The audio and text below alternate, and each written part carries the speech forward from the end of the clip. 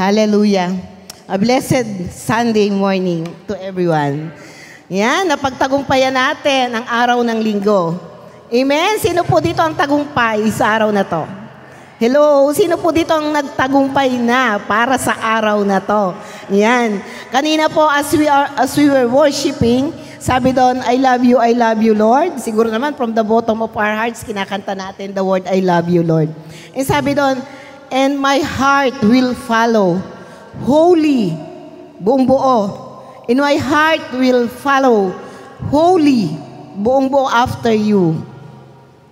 Alam po nyo, if we are confessing, we love God.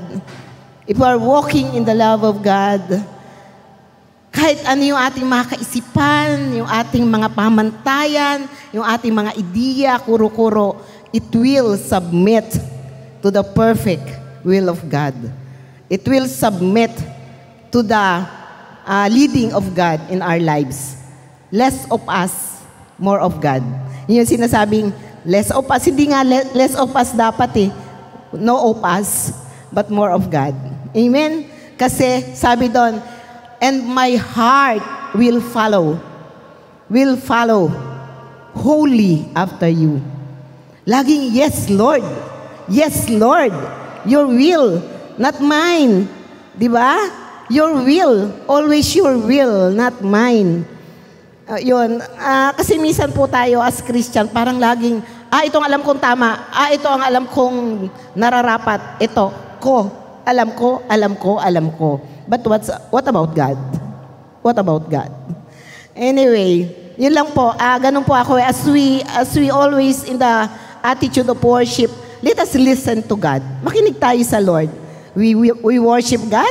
We utter our love and adoration to God. And rest assured, sa puso't espiritu natin, babalik ang pangusap ni God. Di po ba? And merong sabi nga, revelation lagi. Di ba? Parang laging may kaisipan o may mabubuo sa atin na spiritual thoughts from God.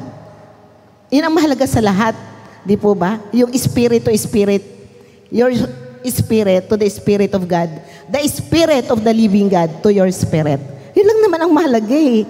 Di po ba? Kasi tayo, hindi tayo, lahat sa buhay natin, hindi natin alam, ano ba talaga? We're imperfect.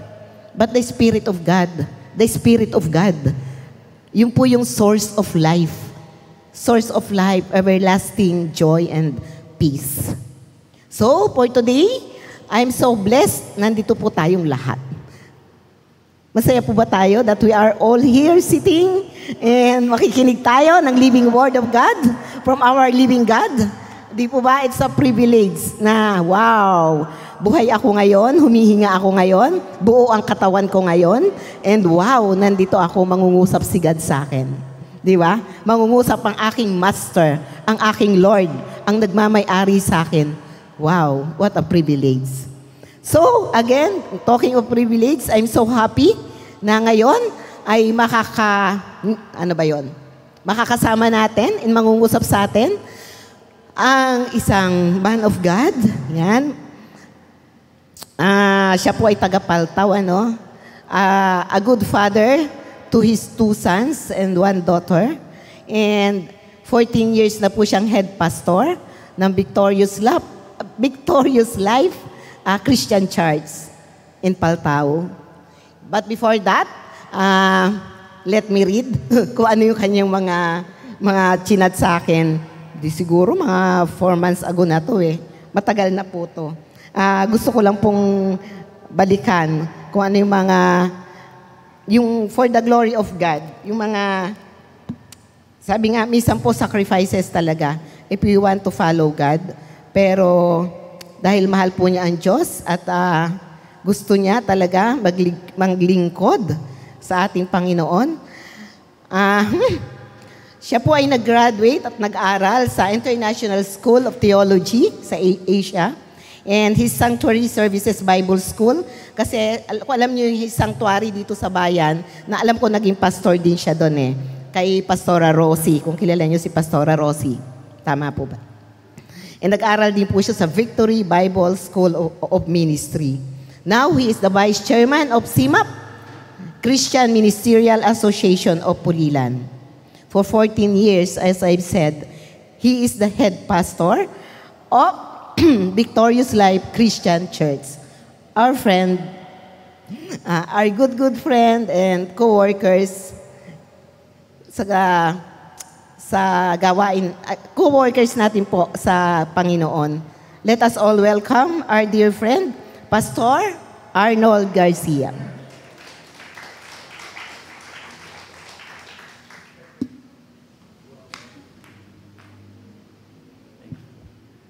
Thank you po, Pastora.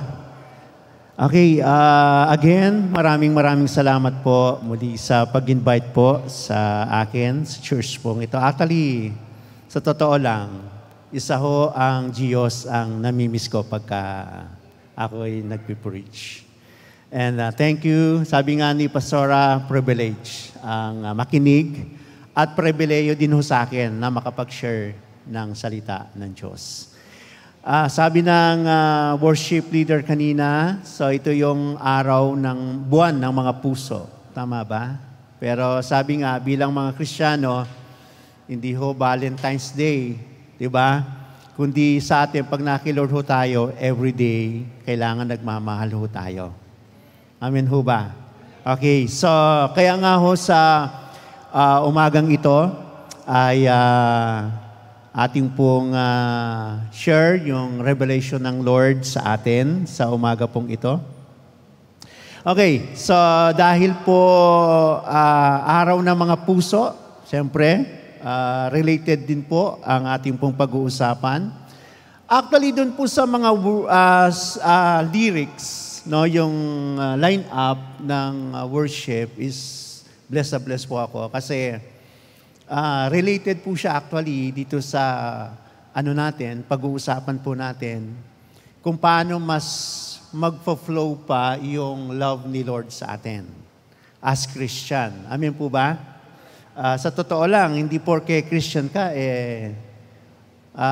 pwede mo nang sabihin, I love you.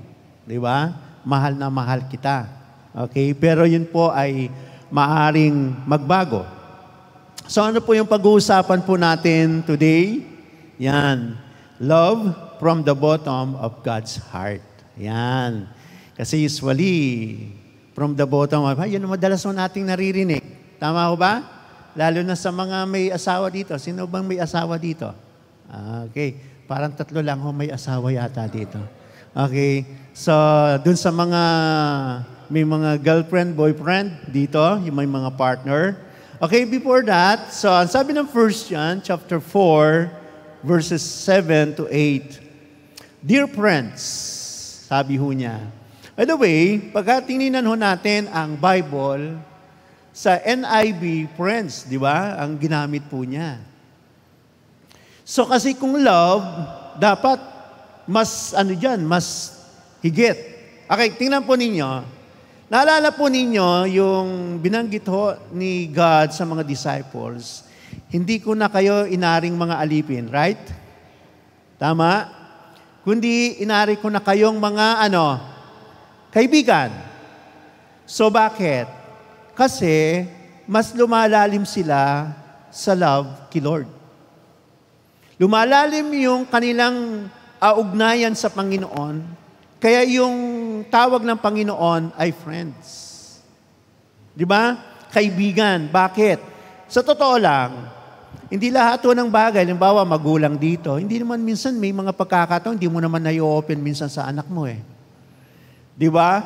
O minsan yung anak, may mga pagkakataon din, hindi naman na-i-open sa magulang kung ano yung bagay ho na kanilang nararanasan. Mga problema, personal problem, o kahit ano pa man. Pero pagkakaibigan, karaniwan, pagkaibigan, di ba lahat ino-open mo? Right? So, bakit? Kasi parang siya lang yung pwede mo, pagsabihan ng lahat-lahat na walang natitira, kundi kaibigan. Okay? So, ngayon, si John, ang binanggit po niyang friends dito, yung mga Christian, na malalim na sa kaugnayan sa Panginoon. Right?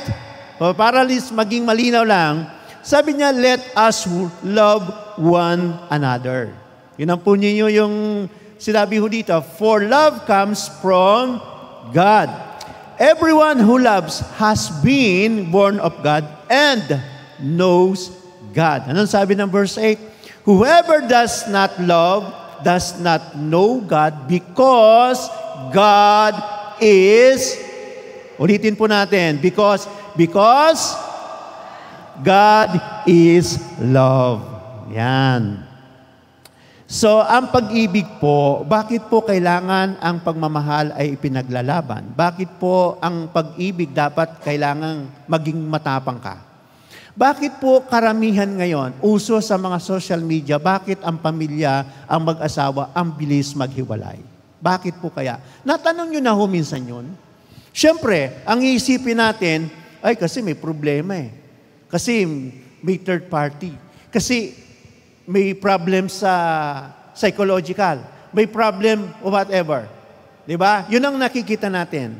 Pero alam nyo sa totoo lang, ang pagmamahal, minsan nauubos.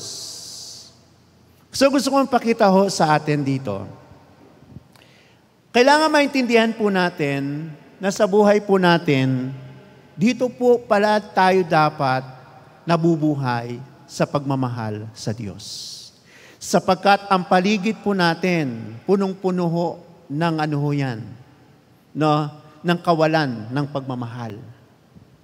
Kasi alam lang natin, we are salt and the light of the earth, tama? O the world. Pero dapat, pagdating sa love, kanino dapat yan nakikita?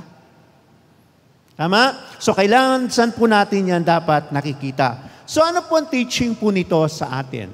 Una, true love never runs out. Okay? Ang pag-ibig ay hindi nauubos. Sino nakakita na hon kinakasal ho dito? Ay parang wala yata. Gusto niyo explain ko pa? Ano yung ano? Okay. Di ba? Yung kinakasal dito, kaya yung boyfriend, girlfriend. Di ba? Usually, pagtatanungin mo siya, mahal mo ba ako? Anong sagot niyo? Di ba? Yes, I love you from the bottom of my heart. Oh, lakas sabihin, di ba? Lakas ang dating eh. From the bottom of my heart. Okay? So, ang dali ho nating sabihin, pag ganyan ang sagot natin, depende po yan sa laki ng tangke ng puso mo kung gaano kadami ang naibibigay mong pagmamahal. Right? No? Kaya yung iba naman sinasabi, yes, from the bottom of my heart, I love you. Pero ang tangke ng puso niya, ang liit. Konti lang, naubos, kaya wala hong naibibigay. Yan ang nagiging dahilan kadalasan ng mga tao na nagkakaroon ng problem, ng conflict, ng broken family. Kahapon po ay masyado po akong na-burden doon po sa tinuturuan po namin ng mga na involved sa drugs. Karamihan po sa kanila ay ang family, yung asawa hiniwalayan, yung mga anak wala na hong amor sa kanya. So pinatawag po namin, no, yung counseling. So ang program po namin is Strong Families. So alam nyo, meron po kaming ginawa, talagang yung anak, dahil sa ginawa ng tatay niya o kaya ginawa ng nanay dahil involved sila drugs, kinahihiya ho yung magulang, kinahihiya yung asawa, so naghihiwalay po sila. Pero that time ho kahapon, nagpapasalamat po kami dahil na-restore ho uli ang pamilya. Alam niyo, sabi ko sa kanila, alam niyo kung ano, wala nang pagmamahal. Kasi minsan yung tangke ng puso ninyo, ang liit, kaya wala kayong naibibigay. Tama? Kasi pag punong-puno yan, kahit anong weakness ng tao, kahit ano yung mga kapintasan ng tao, kapag punong-puno ka, mamahalin at mamahalin mo yan. Dahil pamilya mo yan, asawa mo yan, anak mo yan, mamahalin mo yan. Tama ho ba? Yun ang nagiging dahilan sa ating panahon kung bakit ho ganon. No? So ang totoong pag-ibig ay galing sa Diyos. Di ba? At diyan po ay galing sa tangke ng puso ng Diyos. Kaya yung pagmamahal ho ng Diyos, alam nyo, hindi lang sinabi ng Lord sa atin, nung tayo ho ang na-save. Hindi lang niya sinabing, Son, I love you. No. Sasabi ni Lord, from the bottom of my heart, sabi ni Lord, mahal kita. Kaya alam nyo, dapat ho tayo mga Kristyano, nagmamahalan din ho talaga eh. Kasi pag hindi ho tayo nagmamahalan, ano kaya makikita ng iba? Tama? Na maging model tayo para sa kanila. Di ba? So, kung galing ito sa puso lamang ho natin, mga kapatid, no? Asahan natin, no? Ay lalo na kung wala ho kayong pananampalataya sa Diyos. Mahirap, no? Kung wala tayong pagkakilala sa Panginoon, hindi ho natin kayang umibig ng totoo. Kaya yung iba ho, ang batayan po nila ay yung bagay. Mamahalin kita kasi meron kang bagay na binibigay sa akin. Mahal kita kasi lagi mo akong binibigyan ng ulam. Paano kung wala ng ulam na binibigay? Hindi mo na siya mamahalin. O, di ba? Kaya ho dapat maintindihan po natin, no? Kaya alam niyo yung mga mag-boyfriend, girlfriend ho dito. O kaya yung mga magulang dito na nung kayo'y nagliligawan, aminin po ninyo, di ba? Na kapag hindi mo nakikita ang mahal mo, hindi ka mapakali. Tama ho ba? Sabi mo sa katabi mo, umaming ka. Ayan. Di ba? Pag hindi natatawagan, hindi makatulog. Ano kaya nangyayari? Di ba? Pagka hindi nag-chat, nako, ano kaya? Parang yatang pinagpalitan. Ang dami, di ho ba? Ang dami hong mga bagay na pumapasok sa isipan po natin, no? So, pero makikita natin, no? Kapag ho ang isang tao, dumating na sila dun sa punto na nagsasabi, siyempre, pagbago pa yan, medyo okay pa yan eh. Tama ho ba? Nagliligawan, okay pa yon, no? Pero pagdating ng mahabang panahon, na-fall out of love na. Di ba? Unang-una sinasabi mo, alam mo, ikaw lang ang pinakagwapo sa aking paningin. Sino ho yung may asawa dito? Tingnan mo nga asawa mo. Hanggang ngayon ba, pogi pa rin siya sa'yo? Di ba? Pero kung makatingin ka kay Ding Dong Dantes, ayaw mong alisin ang paningin mo sa kanya. Di ho ba? Siya lang ho ba talaga? O, di ba? So, may mga pagkakataon po, minsan, kadalasan, nagbabago. Naalala niyo ba yung asawa niyo dati na kapag ho siya ay naglalakad, kayo sa kalsada, di ba? Ayaw mo yung nasa danger side siya pag naglalakad kayo sa baka masagasaan, di ba? Habang tumatagal na, nandun na siya sa danger side na. Gusto mo lang, pasagasa mo na sa truck eh. May mga ganun ng pagkakandin, minsan nagbabago na ho. Di ba? Yung mga inaalalaya mo pag may dumadaan. Di ba? Pagka, halimbawa, inaalalay mo, tumutulay sa isang tulay. O, dahan-dahan, baka mahulog ka. O, di ba? Tumatagal po. Lagi na siyang nasa huli. Sasabihin, ano ba man? Lagi ka na lang. Late. Mo naman? Minsan kadalasan. Tama ho ba? Mga asawa dito, guilty or not guilty? Right? Pero alam nyo, pag nga kay Lord, ito, titingnan ho natin sa message mo natin, no? So, kaya yung pananabik minsan, nag-iiba. Napapalitan ho minsan ng mga hatred. Di ba? Di ba? Minsan may mga ganun hong pagkakataon. So, yung pag-ibig na lagi natin ginagawa ay yung totoong pag-ibig, di ba, na galing ho sa Diyos. Kaya ho yung nakikita ho natin naghihiwalay, yung nakikita ho nating nagkakasakitan na mag-asawa, hindi naman ho sila nag-umpisa ng ganun eh. Tama? Saan sila nag-umpisa? Doon sa matatamis na salita. Nung nililigawan ni Mr. si Mrs., ibibigay ko sa iyo ang bituin. Habang tumatagal na, bituin na iba ang nakikita. Bakit kaya ganon? Kasi nauubos na minsan. Right? Nauubos mo minsan eh. Pero kay Lord, sabi niya, true love never runs out. Saan mo dapat kunin? Kay Lord. Right? Kay Lord mo dapat kunin yan. Kasi may limitasyon lang. Kasi kung titingnan mo, babalikan mo yung kasaysayan ng iyong Christian life nung hindi ka pa nakakilala. Sino ka sa harap ng Diyos? Hindi ka karapat-dapat ibigin. Kasi wala naman talaga tayong pwedeng maipakita. Pero nung ang Panginoon ay pumasok sa ating mga puso, yun na ho ang dapat nating laging ginagawa. Tama ho ba? No? Susungkitin ko. Di ba? Ikaw na, yan siya, ibibigay ko ang buwan. Yan, kadalasan, yan ang mga di ba? At ngayon, ang nangyayari, ikaw nang ibibigay ko sa buwan. Yan, out love na eh. Nagbabago na ang maraming sitwasyon. Sabi ko,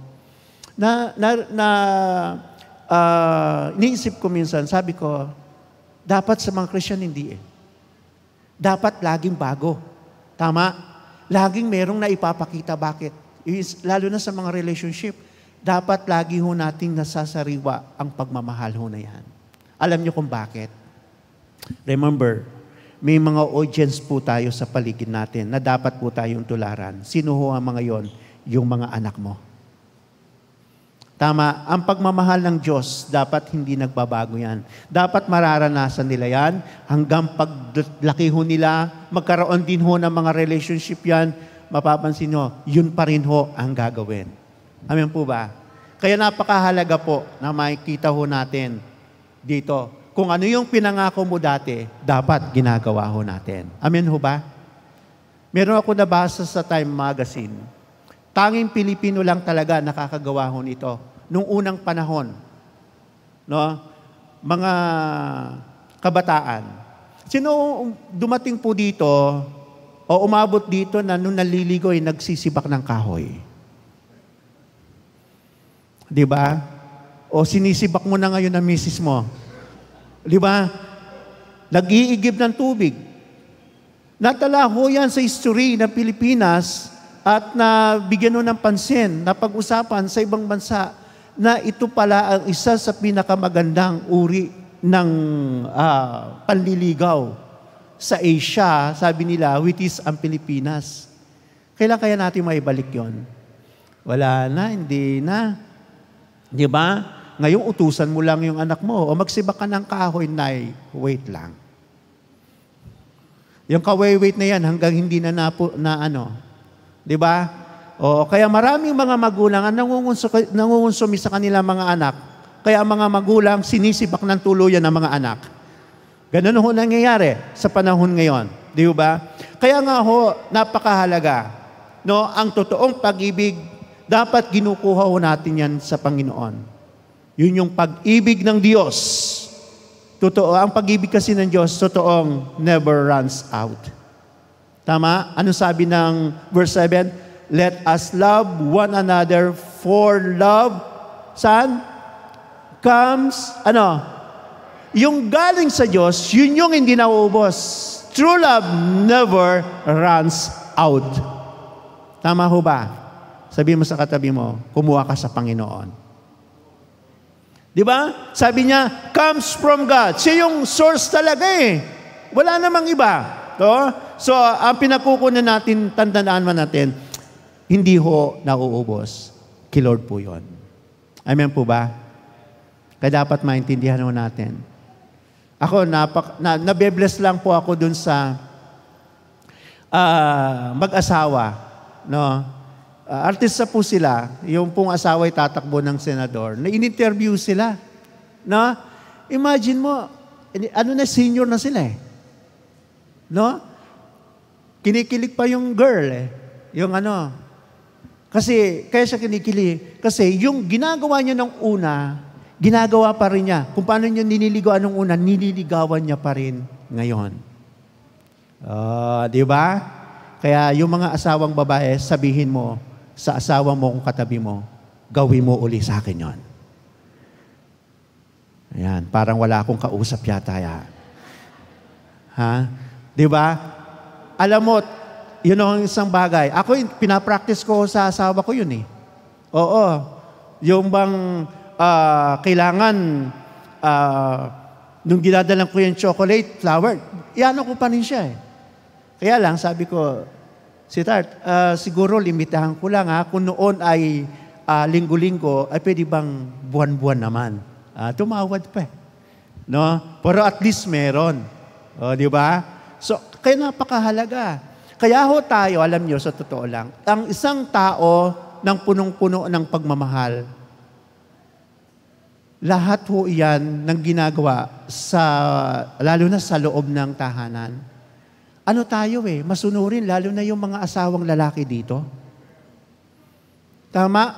Naniniwala ho ba kayo na ang pagmahal mong tao, sumusunod ka? O, tingnan mo, walang umamen. Di ba? Bakit? Masunurin No?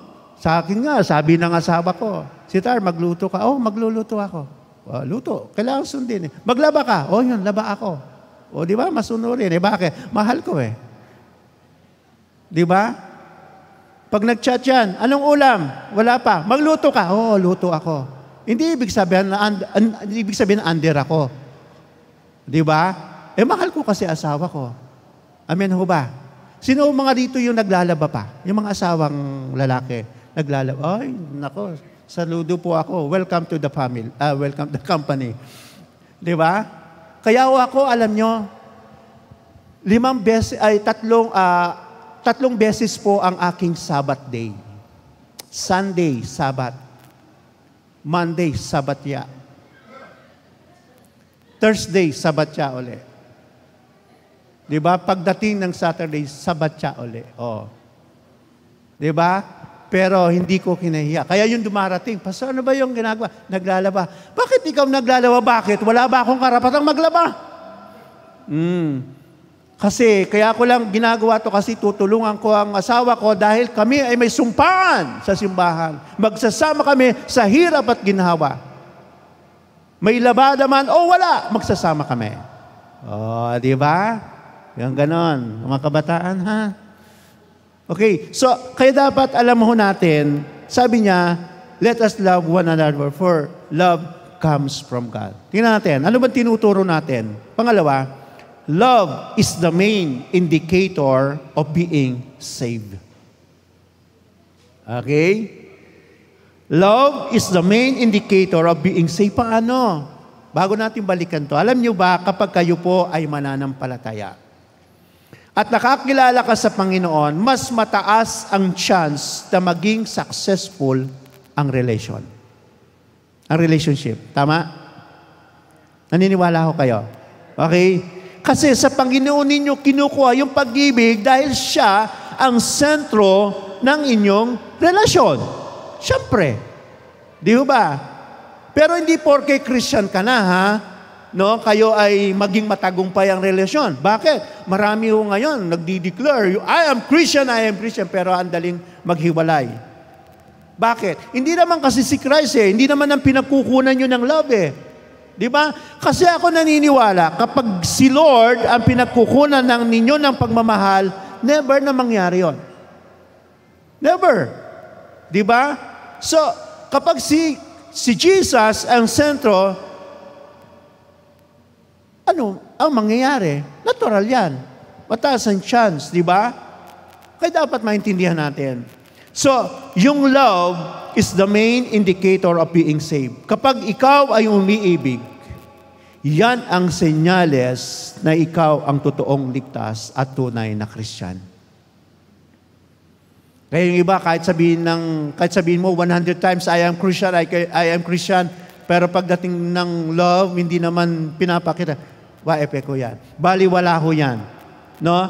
So, kaya makikita natin, ito yung sinyales. Bakit? Ito yun, Gusto ko ipakita ho ninyo. Ang sabi niyan, everyone who love has been born of, God and, okay, ganito po yan. Kapag ang isang tao, nakakilala ngayon sa Panginoon, di ba? Naipanganak ko siya sa'yo, what next? Ang sabi niya, and knows God. Ang sinasabi lang niya ganito, pagka ang isang tao ay nakakilala ka sa Panginoon, ang tendency nun, ikaw dapat ay lumalago sa ugnayan mo sa Panginoon. Yun ang ibig niya sabihin. So, paano natin patutunayan? Tingnan po ninyo, yung pong salitang knows dyan, okay, you know, tingnan po ninyo i-share ko lang po. Yung pong tinatawag na Greek word na know dito, na binabanggit is ginosko. Okay? Ginosko. So, hindi po ito yung ginosko na pagka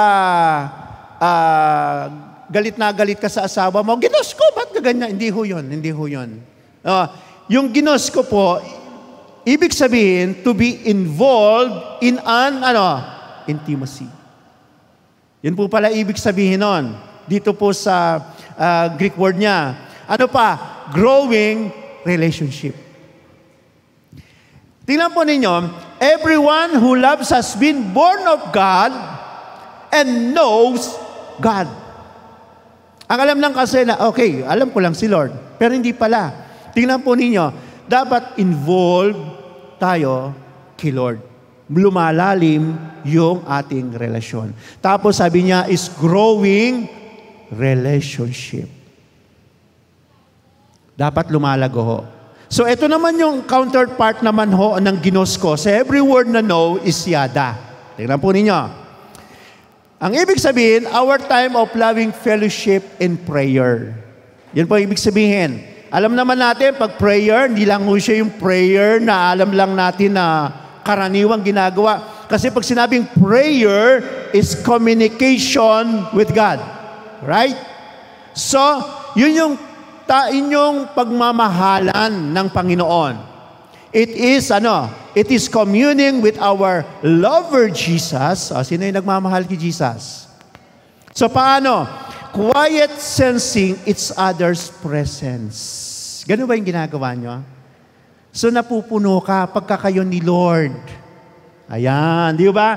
Nagkakaroon kayo ng communication ni Lord. Yun po yun. Yun ang sinasabi ho ni John the Beloved dito. Okay? Ano pa?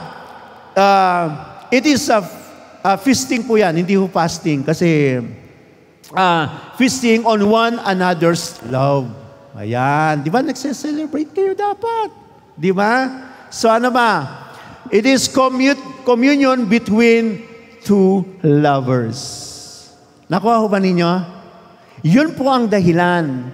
Kaya sinasabi ho ni John the Beloved na ito ang dapat ninyong gawin. Lumago kayo sa pagmamahal. Kasi bakit? Yung relationship mo kay Lord ng malaliman, yun ang magpupuno sa'yo. Bakit? Si Lord kasi, from the bottom of the heart of God, pinupuno rin niya yung puso mo. Kaya ka natututong magmahal. Tama. So, kapag ngayon, hindi natin nagagawang magmahal, paano ngayon ito? Nagagawa ho ba ninyo? Gaano kalalim ang pagmamahal? At kapag yan, punong-puno, napupuno tayo, kaya natin. Kaya, kaya mo na ring ibigin ang iyong kaaway. Di ba? Puno ka eh. Tama? Baka sabihin ng iba, Pastor, pwede ba ibigin ko na lang iba, wag lang kapitbahay ko? Hindi naman pwedeng ganon. Di ba? Kasi dun mo makikita talaga ang totoo. Di ba? Challenge ho yan eh. Challenge sa atin yan eh. Yung pagmamahal. O di ba? Sino po dito yung nagpe-pray na, Lord, turuan mo akong umibig? Pwede ba taas ang kamay? Salamat po sa tatlo. Ngayon, di ba, turuan mo akong umibig? Hindi ho yung tipo na nagpe-pray ka, Lord, biglang darating na lang ay, natuto na akong umibig. Hindi ho ganun yun. Hindi ho ganun yun. Diba? Halimbawa, ganito po. Nagpe-pray ka, Lord, turuan mo po akong umibig. Kaya lang, ang problema ganito. Habang nagpe-pray ka na matutong umibig, ang daming mga tao naman sa paligid mong hindi ka ibig-ibig. Tama? Anong gagawin mo ngayon? Baka sabihin mo, Lord, mukha yata hindi mo ako sinasagot. Ang prayer ko, turuan mo kong umibig. Hindi mo ako bibigyan ng mga taong hindi ka ibig-ibig. Baka sabihin nila, ayan na nga, di ba nagpe-pray ka? O ayan. Tandaan po natin, after ng manual, naintindihan natin how to love. After that, what's next? Actual. Right? pag binasa mo sa Bible, how to love one another, yun ay bibigay ng Lord. Sabi ni Lord, ayan, yaktwal mo na yan. Nandyan na sa harap mo. Tama ho ba? Nakakaranas ho ba kayong ganon? Lalo na pine-persecute kayo, ang dami niyong mga na-encounter, right? Pero tandaan po natin, dapat maintindihan natin, pag puno ka, kayang-kaya. Kaya yung taong mayroong hong relasyon sa Panginoon, diba? Tandaan po natin, mas magaan, mas madali. Alam nyo, I remember, ako kasi nung binata, lumaki ako na mayroon hong hatred sa father ko. Ikikwento ko lang ho ito. Kasi isa ho ito sa magandang karanasan na ginawa ho ng Panginoon sa akin, personally. Kasi ang father ko, PNR employee ho siya. Revisor. So meron po siyang hawak na tao. Bukod sa revisor, iba ho yung supervisor. Ibig sabihin, pag revisor, yung mga ng ticket, tapos may mga hawak ho siya ng tao. Never kong nakita na witness na umasenso buhay namin. Samantalang pagka ikaw ay mataas ang iyong position sa PNR, may libreng bahay yan, maganda, at may mga benefits pa. Yon. Never ho. Ang naranasan ho namin, nagre-rent lang kami bahay, palipat-lipat. Bakit kami naghirap? So, nalaman ko, yung aking pala father, napakadaming chika babes. Totoo po yun. So kami pinabayaan, ang ganda ng buhay ng iba. Yun, lumaki po ako ng ganon. Nung nakakilala po ako sa Panginoon, napalitan ho ng pag-ibig, pagmamahal. Napatawad ko ho father ko. No? At bago ho siya namatay, actually, ayaw niya ho akong nagsishare sa kanya. Pero nung siya ho ay bago mamatay, naghihingalo ho na, pinatawag ako. Video call, kasi Bicol siya, tapos nandito ako sa Pulilan. Yan. Tapos, sineran ko ho siya ng Word of God. Tumanggap po siya sa Panginoon. Noong time after, 1 week, ay namatay ho siya. Tingnan po ninyo, yung will ng Lord. Paano kung hindi ako, nag-forgive? Paano kung hindi ko naranasan yung pagmamahal ng Diyos? Mapo-forgive ko ba? May share ko ba yung love ni God? Na-share ko ba yung pagmamahal ni Lord? Hindi. Di ba? Kaya ho, ang Panginoon ay mabuti. Kahit sino, pwede ho natin silang, ipakitaan ng tama. Kasi bakit? Sa'yo nakasalalay. Dahil malaki ang tangke ng puso ng Diyos, na yun ang ilalagay niya sa'yo, ngayon i-impart naman ho natin sa iba. Amen po ba? Lalo na sa atin hong kapwa mananampalataya sa Panginoon. Amen ho ba? No? Ang sarap pong magmahal. Amen po ba? Ayan, okay? Dahil natutulog ho yung katabi mo, sabihin mo, I love you with the love of the Lord. Di ba? Kaya ganyan ho, dapat tayo magmahal. Kaya dapat kasi pag yung love nakatuon sa Diyos, tiyak successful ang relationship. Amen po ba? Okay, pangatlo, anong tinuturo nito? God's very being is love. Tama? Yung katangian ng Diyos, yung nature ng Diyos, siya mismo is very being is love. Ano sabi niya? Whoever does not love does not know God because, bakit? Ano yun? Because God is love. Yun na yung nature niya. Okay? Nature na ni Lord yun Okay? Yun yung kanyang pagka-Diyos niya So, ang taong nagmamahal, di ba, na kumikilala sa Panginoon, may takot sa Diyos, at wala din siyang takot na magpakita ng tama at magmahal sa kapwa. Bakit? Dahil ang nature na yon, dinagay ng Lord sa atin, ang Diyos ay pag-ibig. Kasi pag inaangkin po natin na tayo po'y tagasunod ni Kristo, sinasampalatayanan natin, diba, na tayo ay dapat matutunang umibig, diba, at dapat lang ho natin gawin, kasi bakit? God is love. Alam mo, dapat nga magpasalamat po tayo eh. Dahil yun ang katangian ng Diyos. Na kung tutuusin, kahit hindi ho tayo kamahal-mahal, pero minahal pa rin ho tayo ng Diyos. Minahal tayo ng Diyos hindi dahil sa maganda ka. Hindi dahil pogi ka. Hindi dahil matalino ka. Hindi yun eh. Hindi yun ang batayan ng Diyos eh. No? Mayaman ka. Lahat, meron ka. No? So, lahat ng yan, baliwala. Di ba? Kasi sa harapan ng Diyos, bagamat hindi tayo karapat-dapat ibigin, pero minahal po tayo. Ang punong-puno ho kasi tayo ng kasalanan. Ang sama-sama ng puso natin. Kaya tayo minahal ng Diyos kasi nature ng Diyos yun. Kaya dapat ipagpasalamat po natin yan.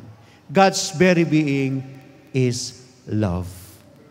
Amen po ba? Naku, lalabas ho yata tayo dito na punong-puno ng pagmamahal. Amen o ba? Siguro yung mga nakaupo dito, humanda ka kapitbahay, dahil iibigin na kita. Babatiin na kita. Di ba? Yung ganun eh. So, alam niyo yun po yun ang pinaka-importante. Na-express mo natin. Halimbawa, meron pong kaming, nagmi-mission po kami sa, naalala ko, nag-mission po kami ng Mindoro. Marami hong mga taong mangyan dyan eh. Mangyan, yung mga tribe people. So, yan, isipin mo, ang daming falls dyan. May dagat, tabi ng dagat. Hindi ho mahilig maligo. Eh, siyempre, alam mo naman ng anong expectation mo sa amoy.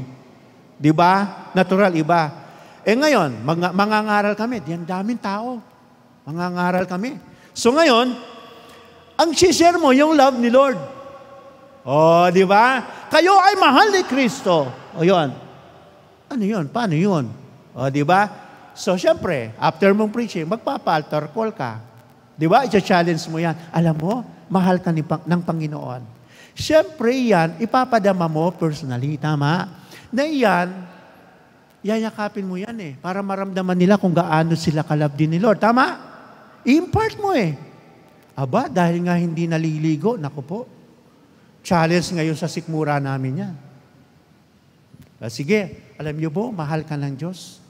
Paano po ako mahal ng Diyos? Ayan. Yan, siyempre, iano mo yun, di ba? Iaak mo yan eh. De-demonstrate mo yan. Alam mo, mahal ka ni Kristo. Mamaalin mo yan. Di ba? Yung mga ibang pastor, tinitingnan ko, sabi man, alam mo, mahal ka ni Kristo. Nung niyayakap, sabi ng mga ibang pastor, alos humaluwal sa amoy.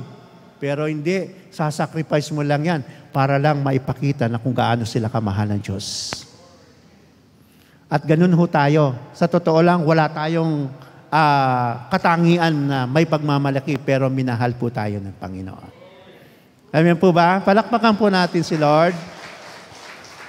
Ganyan po ang Panginoon. What is application? Ayan, po ang application po nito, commit to love from God. Di ho ba? Commit your love. Kasi alam nyo, pagka ganun ang ginagawa natin, kasi nag-ano tayo, paano kaya mag-increase yung love ko? Paano kaya mas Di ba? So yun po ang dapat natin gawin. No? Ano sabi ng Ephesians? So that Christ may dwell in your hearts through faith, and I pray that you, being rooted and established in God, rooted and established in love, may have power, together with all the Lord's holy people, to grasp how wide and long and high and deep is the love of Christ. Tama. Dapat pala, nag-uugat. Okay? Nag-uugat pala yan sa puso natin. Halimbawa, nagme-meditate ka lang, di ba sabi ng Psalms? Di ba? He meditate the Word of God day and night. Di ba? Actually, ginamit nga yun, delight is word eh. Hindi siya duty. Hindi siya responsibility, right? Delight yung ginamit. Delight is word. Bakit? Tandaan po natin, pag masaya ka, gagawin mo yan. Kahit anong panahon. Tama? Okay? Kaya mag-meditate. Sa halip na mag-meditate tayo ng problema, meditate mo na lang ang salita ng Diyos. Pupunuin ka pa niya ng mga magagandang encouragement ng word niya Tama? Sino nagbe-meditate dito day and night? O hindi nyo nagagawa kasi hindi ko kaya? Alam niyo kung gusto nyo para makaya nyo, kung hindi nyo kayang gawin ng day and night, bibigyan ko kayo ng tip para magawa nyo. Gawin yung night and day. Sigurado ho yan. Di ba?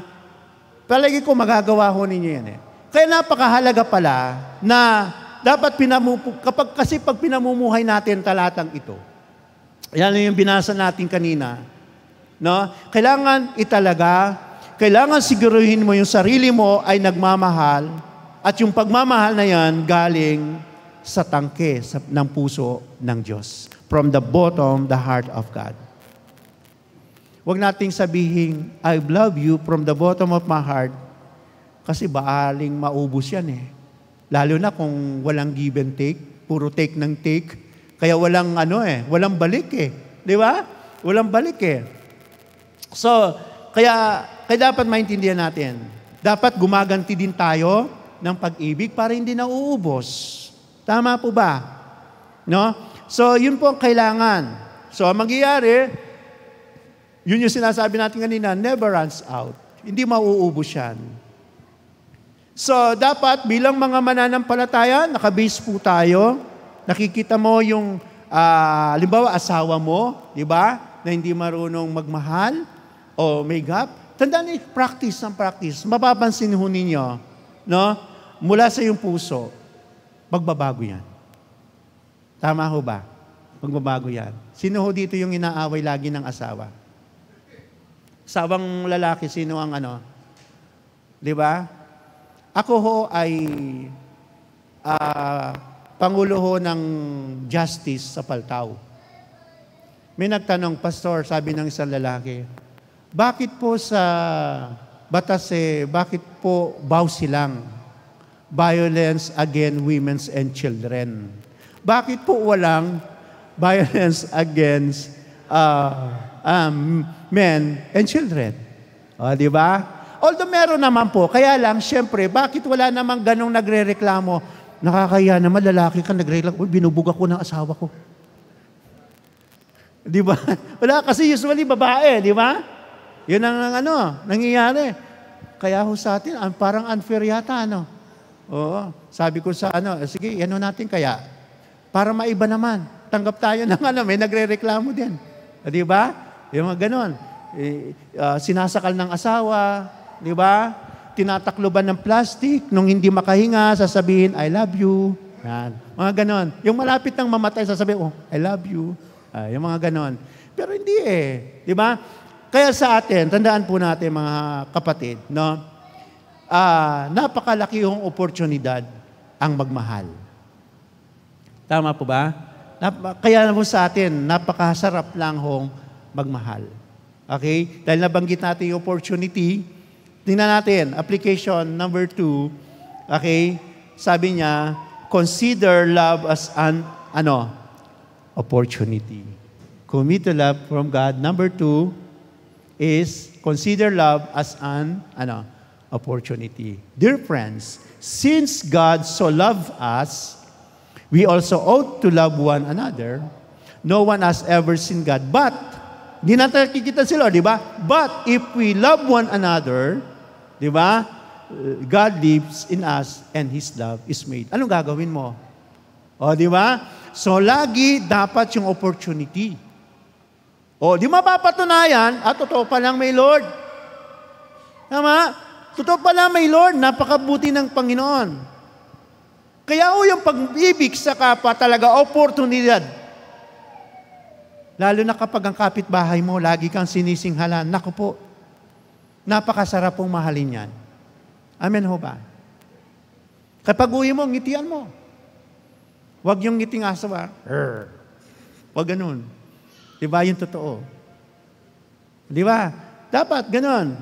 Oportunidad para mahalin ng tunay talaga. Diba? Meron kang kaibigan na napaka-chismosa. Diba? May mga kaibigan kang nababad trip ka, ka-office mate mo, laging binibigay sa'yo lahat ng trabaho. Diba? nababad trip ka kay sister, kasama mo po siya sa cell group. O anong gagawin mo dyan? Alangan man na mag-anuhan kayo dyan. Mag-isnaban kayo.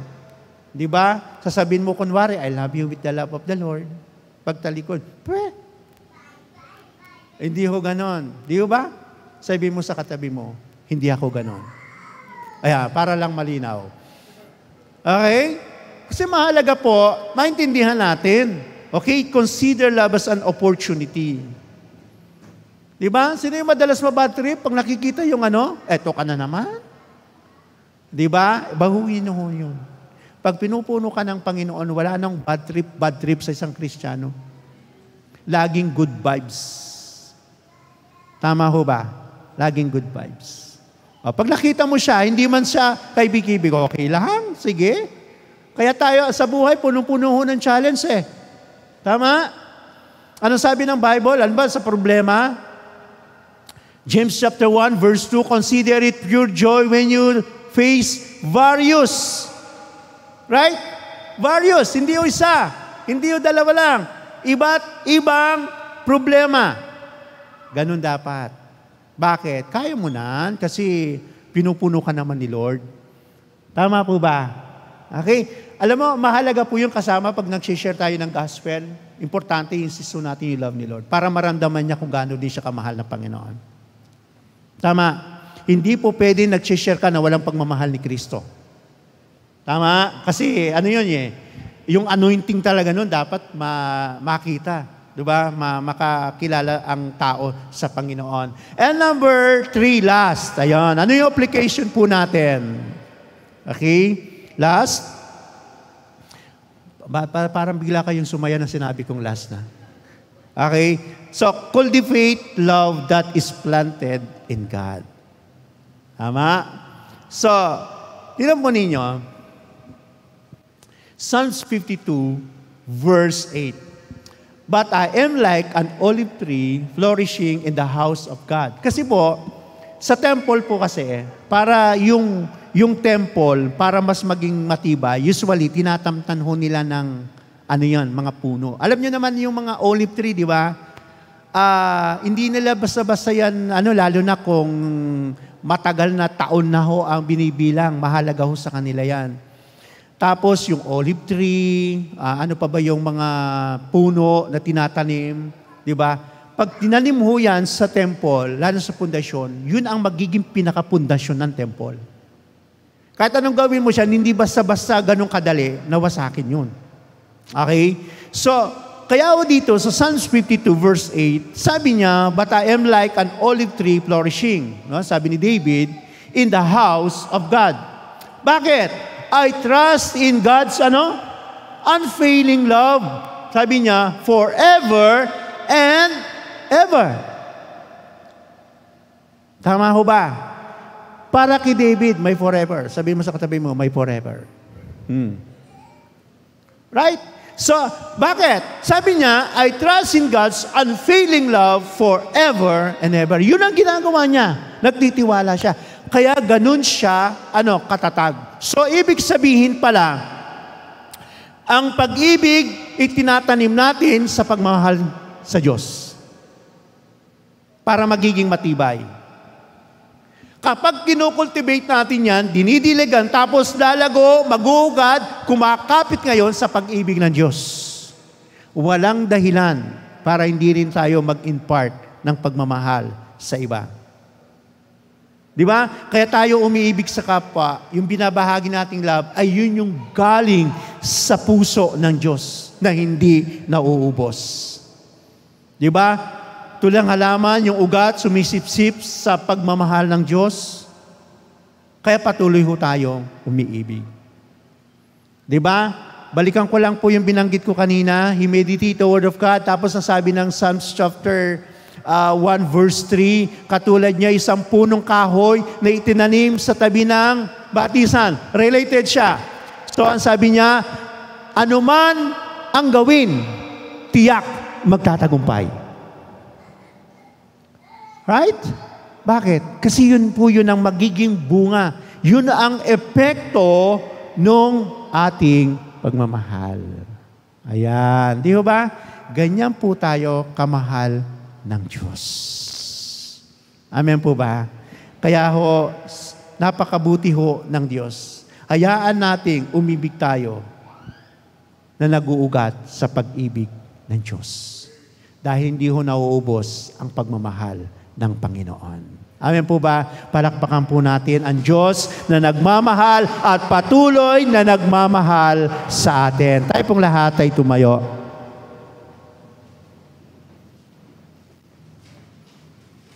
Thank you, Lord Jesus. Pwede ba tayong pumikit sandali sa presence ni Lord? Kanina, sabi ho ng worship natin, I love you, I love you, I love you. Now is the time, kapatid, na gusto ho natin na higit po tayo na magmahal. Gusto natin na mas higit na umapaw, mag-increase. Kasi kung saan-saan po tayo kumukuha ng mga ideya, how to love others, alam niyo, yung relationship po natin kay Lord, pag lumalim ho ng lumalim, yun ho ang magbibigay sa atin. Kung paano laki ng pagmamahal ng Diyos, yung puso ng Diyos ng kanyang pag-ibig, habang lumalago ho tayo sa relasyon natin, sa ugnayan natin sa Panginoon, yung intimacy natin sa Panginoon, mapapansin ho natin, mas higit po tayo higit na magmahal at magmamahal. Walang kondisyon yon. Walang kondisyon ang magmahal. Isipin po ninyo, si Lord, karapat-dapat ba tayong mahalin? Sabi ho ng Bible, no. Pero dahil sa kanyang pagmamahal, ibinigay niyo ang kanyang buhay, ang kanyang sarili para sa iyo. Yun ang tunay na katunayan ng pagmamahal ng Diyos. Yun din po ang dapat ho natin gawin sa buhay natin.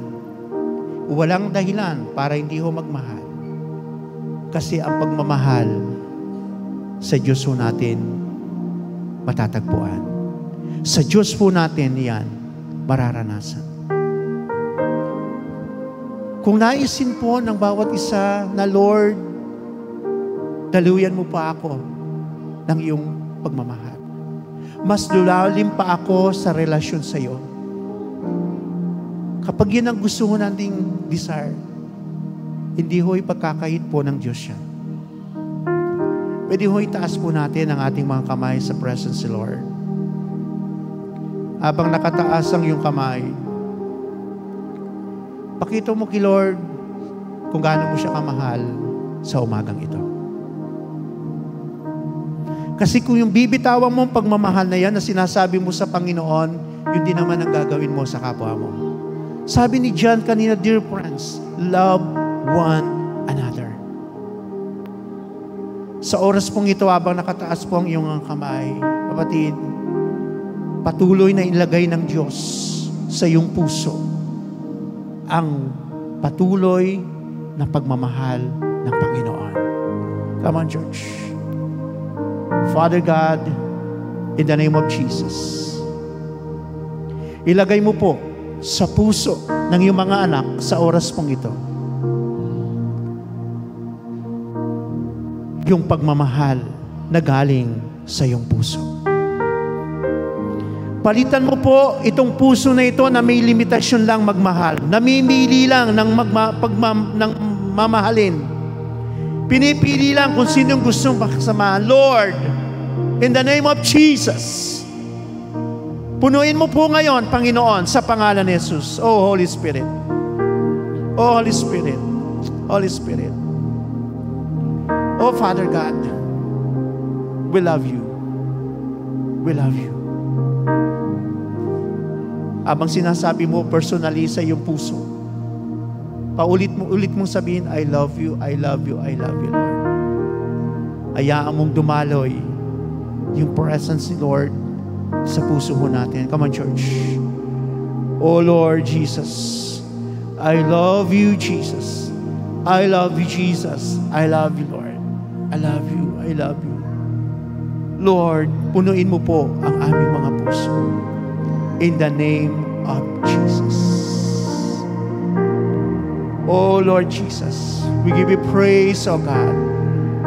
Glory to your holy name, Father. Salamat po sa iyong pagmamahal. Salamat po, Panginoon. I-bless mo po ang iyong mga anak, Panginoon. Nais mo sa aming pong paligid, nais mo sa aming mundo, maraming makaranas ng iyong pagmamahal. Pero narito po ako, pinupuno ng iyong pag-ibig, Panginoon. Yun ang aming Panginoon i-impart sa puso, sa buhay ng mga taong hindi pa nakakakilala sa iyo, Panginoon. Lord, salamat po, Panginoon. The true love never runs out. Yun yung pag-ibig na galing sa iyo. Salamat po, Panginoon. Pagpalain mo po ang buhay ng bawat isa, Panginoon. Patuloy, Panginoon, na alam namin, naniniwala kami na magbubunga ang bawat pagpapadama namin ng pag-ibig sa aming kapwa, sa aming pamilya, sa aking kaibigan, sa aking mga kamag-anak, at maging sa ang aking kapwa mananampalataya na nandito sa loob ng church. Salamat po, Panginoon. Walang dahilan para magkaroon, Panginoon, ng gap, ng conflict, kundi uunawain namin ang bawat pagkakataon, Panginoon. Salamat.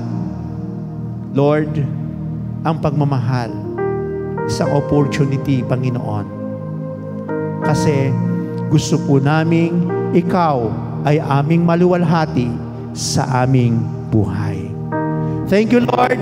Pagpalain mo po ang bawat isa. I-bless mo po ang iglesyang ito.